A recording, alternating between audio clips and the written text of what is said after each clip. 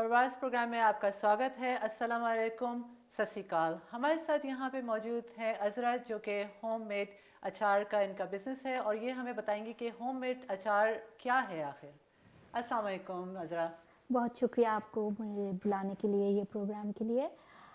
असल में मेरी पहले जब मैंने शुरू की थी, तो मेरी सोच थी जो एक फ़्रेश चीज़ सबको खिलाने के लिए। बहुत लोग कहते थे अचार में गंध है, ये मुझे अच्छा नहीं लग रहा है।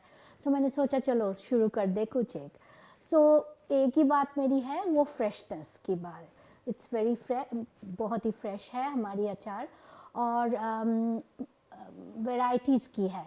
सब लोग नई बहुत झिझकते हैं डिफरेंट टाइप के अचार बनाने के लिए, बट मैं तो सब टाइप की बनाती हूँ।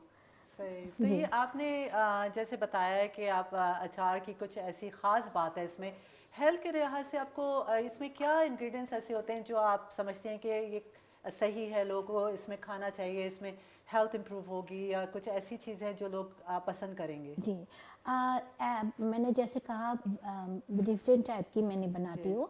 तो जो ऑयल यूज़ करते हैं ना, वो बहुत ही मैं कम यूज़ करती हूँ।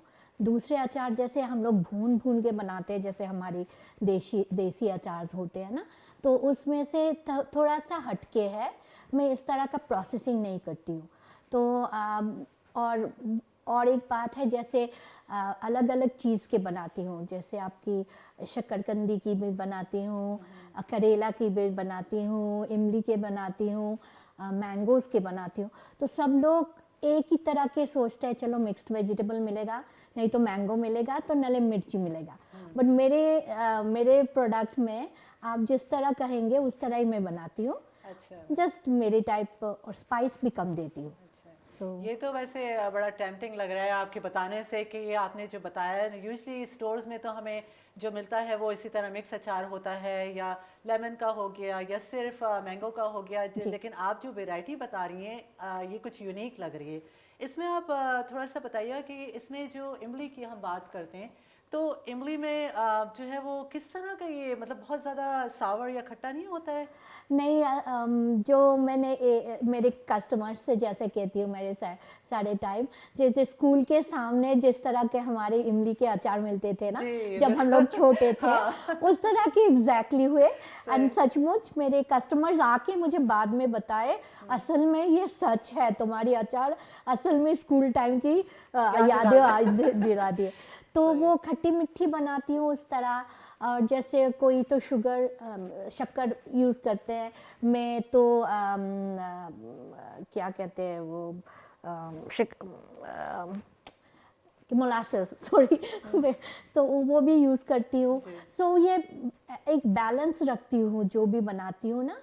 खाने के बाद मेरे कस्टमर्स, नहीं तो मेरे जिन लोग टेस्टर्स होते हैं, तो उनकी रिकमेंडेशन में मैं ज़्यादा आप उसमें बैलेंस जी रखते जी। हैं। एंड और ज़्यादा जो बात है ना, जैसे डिफरेंट टाइप की कस्टमर्स होते हैं, कोई की डायबिटीज़ हो, नहीं तो कोई कहते हैं मुझे इसमें झांझ ज़्यादा है, तो तुम थोड़ा सा ऑयल चेंज कर दो, ये डिफरेंट टाइप के। तो मैं उनकी जैसे डिमांड की तरह सोच के बनाती हूँ। तो ये तो आप कस्टम मेड बना रही हैं। मुझे तो अभी इस बात से अपना बचपन याद आ गया है, जिस तरह से हमारे वहाँ पे होता था, बाहर ठेले वाला होता था और वहाँ से हम जो है इमली लेते थे और उसमें बड़ा मज़ा आता था, खट्टी मीठी। तो ये आज जो है थोड़ा सा रिफ़ाइन है, थोड़ा इसको और आपने मॉडिफाई किया है।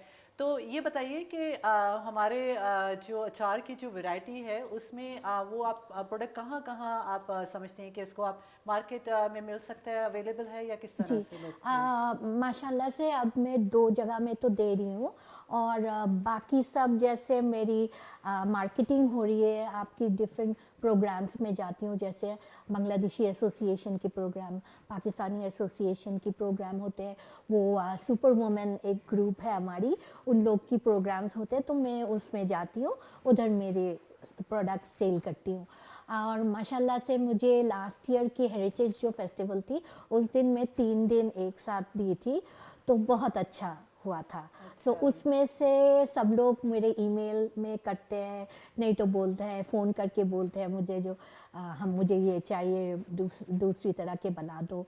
तो ये आप बेसिकली ऑन डिमांड होता है कि जिसने जो अल्लाह कहा माशाल्लाह आपने उसको माशाल्लाह जी। मॉडिफाई।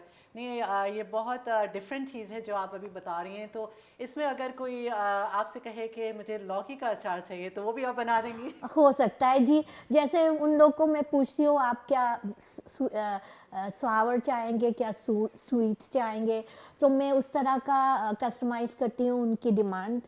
एंड माशाल्लाह से अब तक कोई प्रॉब्लम नहीं हुई। तो आपने जो ये रेसिपी आपने जो इसमें डालते हैं उसमें क्या ऐसी इंग्रेडिएंट्स होते हैं कि बड़ा टेम्पटिंग हो, लाइक आपने अपनी मदर से थोड़ी सी लिया या आपकी अपनी क्रिएटिविटी है इसमें? जब से मैं छोटी थी घर पे तो देखती थी बनाने में, सब लोग बनाते थे अचार।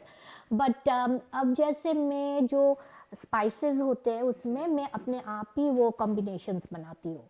तो वो अपने आप एक्सपेरिमेंट करके दूसरे तरह की बुक्स भी पढ़ती हूँ, बांग्लादेशी देखती हूँ, पंजाबी देखती हूँ, डिफरेंट टाइप की अचार की कॉम्बिनेशंस देख के मुझे लगता है चलो मैं भी उसको थोड़ा सा ट्विस्ट कर लूँ।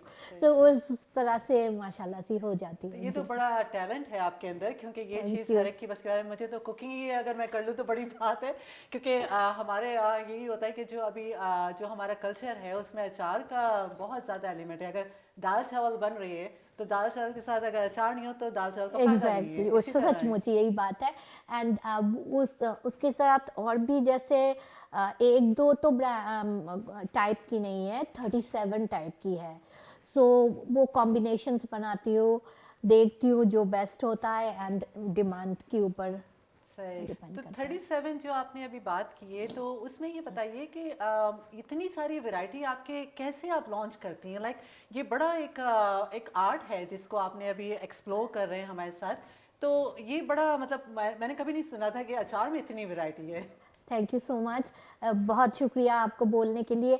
बट क्या होता है जैसे आप मिर्ची के बना रहे, सो आप सोचे चलो उसके साथ अदरक दे दे तो कैसे लगेगा, नहीं तो गार्लिक दे दे तो कैसे लगेगा। जैसे मैंगो की बात आती है, मैंगो की तो कितनी टाइप की हो जाती है, स्वीट एंड सावर होती है, खट्टी मीठी। जैसे एक हमारी मैं नहीं जानती हूँ, एक मुझे कह रहे थे कश्मीरी अचार, ये तो कश्मीर में आम ही नहीं होता है, तो कश्मीरी अचार कैसे बनाते हैं? ओके। सो बांग्लादेश की लोग बहुत स्वीट एक अचार पसंद करते हैं, एकदम जैसे मुझे इंग्लिश में ही कहना है कैरामलाइज्ड कहते हैं, वो मैंगो को कर देते हैं, बहुत ही मज़ेदार है, बेहतरीन होता है। तो वो हमारी उधर से अब जैसे एक ट्रेडिशन हो गया। सही। तो अब कश्मीरी अचार भी बनाती हूँ, चटनी वगैरह सब कुछ। तो ये तो आपने पूरा समझे हमारा कल्चर यहाँ पे डेवलप किया हुआ है। हमारे जो है यहाँ पे इस तरह की क्रिएटिविटी के लिए जो है वो बहुत सोचना पड़ता है। तो आपका तो ये ऑलरेडी काफ़ी अरसे से आप कर रही हैं या अभी? नहीं, मैं तो कोविड के टाइम से शुरू किए असल में। घर में बैठ के सब लोग कह रहे थे काम भी कर रहे हो घर में बैठ के, चलो इतने अच्छे अचार बनाते हो, सब टाइम में फ्री खिलाते हो, तो चलो ना अब पैसे बना लो इसमें से। तो वो से शुरू कर दिया मैंने। और जो सबसे बात है, जो हमारी जो देसी जो फ्रूट्स वेजिटेबल्स होते हैं ना, उसमें से सब लोग नहीं सोचते। जैसे जैसे मैंने अभी कहा शकरकंदी यैम से बनाते हैं ना, सब लोग नहीं बनाते, सोचते भी नहीं थे यैम से कैसे होगा। इवन आप वो जो करेला है हमारी, पहले से ही सब पूछते ये तो तितका होगा, नहीं तो बिटर होगा। मैंने कहा तुम ले लीजिए आप, उसके बाद आपको ना पसंद आए तो मुझे कह दीजिएगा। मैं तो सभी आके कहते हैं नहीं तुम्हारी बिटरनेस तो इसमें नहीं है, कैसे करती हो? तो आपने कोई अपना मैजिक डाला हुआ है?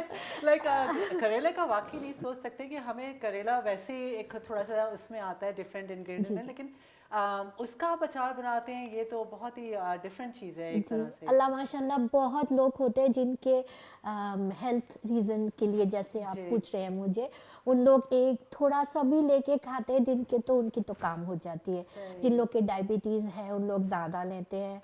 एक तो मुझे उस दिन एक ये हिंदू प्रोग्राम जैसे पूजा में गई तो एक अंकल आंटी आए तो कह रहे मुझे जैसे मुझे प्लीज़ हमारी देसी एक वेजिटेबल है फ्रूट है वो उससे बना दोगी क्या।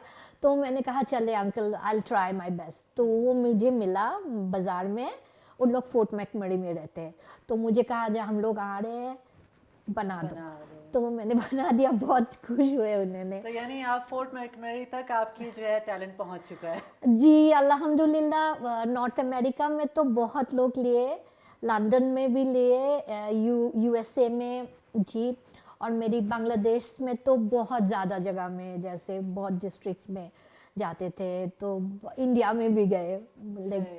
अपने आप जो घर से आई मीन लेते हैं उन लोग लेके गए सही। जी। आज भी आपने बताया हेल्थ के हवाले से, तो आप थोड़ा सा बताइएगा कि इसमें कौन कौन से ऐसे अचार हैं जो आप रिकमेंड करेंगे जो हेल्थ को इम्प्रूव करें या उसमें मदद करें उनकी। जी जैसे हमारी कहते हैं ना गार्लिक की है, जिंजर की है, पाकिस्तानी एक अचार है जो जिंजर की बहुत स्वीट जिंजर की एक अचार है, ये दोनों तो बहुत ही हेल्दी है। उसके बाद आपकी लेमन और कैरेट की जो अचार बनाते हैं हम लोग, हाँ वो एक लेमन की जो होती है पूरा पूरा लेमन की बनाते हैं, वो डाइजेस्टिव सिस्टम के लिए बहुत अच्छा है। मैंगो के भी जैसे आप यूज़ कर सकते हैं, सॉल्टी नहीं तो स्वीट वाला भी, तो ये तो है ही सही। और देसी और भी जैसे मैं तो मिर्ची में भी करती हूँ, सब लोग तो बहुत स्वीट मिर्ची भी चाहते हैं, कोई तो तीखा तीखा एकदम हॉट हॉट मिर्ची चाहते हैं। तो इनकी सबकी अलग अलग हमारी बॉडी के लिए इम्प्रूवमेंट है ना, सो चाहिए तो गार्लिक जिंजर तो ज़्यादा चलता है, एंड वो आपकी क्या बताओ, और तो और भी अब असल में यही होता है ना कि लोगों को पता नहीं है कि कस्टमाइज अचार भी मिल सकते हैं, जी क्योंकि जी हमने अब तक इतने अरसे में सिर्फ जो मार्केट में होता है स्टोर्स में है तो वो ऑप्शंस होते हैं उसी को हम लोग यूज़ करते हैं, लेकिन अब आप जैसे बता रही हैं तो एक बहुत अच्छी क्रिएटिविटी है जो कि मुझे जी पहले नहीं पता थी। तो मेरे ख्याल से आपने बहुत अच्छा ये काम शुरू किया हुआ है, इसमें और भी आपके प्लान्स हैं इसको एक्सटेंड करने के। जी दुआ कीजिएगा आप लोग सब, मेरे कस्टमर्स दुआ करें तो और भी ज़्यादा होगा। अब तो मैं चाह रही हूँ जैसे कनाडा के बाहर भी जाओ, कनाडा के अंदर भी कर सकती हूँ जितना तक वो मुझे बहुत शौक है करने का। अब तो अल्बर्टा ही चल रहा है सही नहीं, अल्बर्टा खैर आप हमारे जी एडमिंटन में हैं, एग्जिस्ट करती हैं तो यही हमारे लिए बहुत है, जी लेकिन जी आपका बहुत अच्छी ये क्रिएटिविटी और टैलेंट है जो आप शेयर करें। अज़रा आपका बहुत बहुत शुक्रिया। इसके साथ हम अपना प्रवास सेगमेंट को ख़त्म करते हैं। आप हमारे साथ रहिएगा, फिर मिलेंगे। अल्लाह हाफिज़।